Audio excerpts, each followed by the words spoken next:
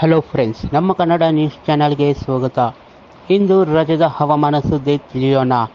ಯಾವ ಜಿಲ್ಲೆಗಳಲ್ಲಿ ವಾತಾವರಣ ಹೇಗಿರಲಿದೆ ಎಂಬ ಮಾಹಿತಿ ಈ ವಿಡಿಯೋದಲ್ಲಿ ನೋಡೋಣ. ನಿನ್ನೆ ರಾಜ್ಯದ ಹಲವು ಜಿಲ್ಲೆಗಳಲ್ಲಿ ಮಳೆ ಶುರುವಾಗಿದೆ. ದಕ್ಷಿಣ ಒಳನಾಡಿನ ಜಿಲ್ಲೆಗಳಲ್ಲಿ ಭಾರೀ ಮಳೆಯಾಗಿದ್ದು, ಇಂದು ಕೂಡ ಹಲವು ಜಿಲ್ಲೆಗಳಲ್ಲಿ ಮಳೆಯಾಗಲಿದೆ.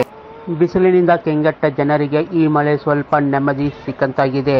ಮುಂದಿನ 4 ದಿನ ರಾಜ್ಯದ ಕೆಲವು ಜಿಲ್ಲೆಗಳಲ್ಲಿ ಭಾರೀ ಮಳೆಯಾಗಲಿದೆ ಎಂದು ಹವಾಮಾನ ಇಲಾಖೆ ಮುನ್ಸೂಚನೆ ನೀಡಿದೆ.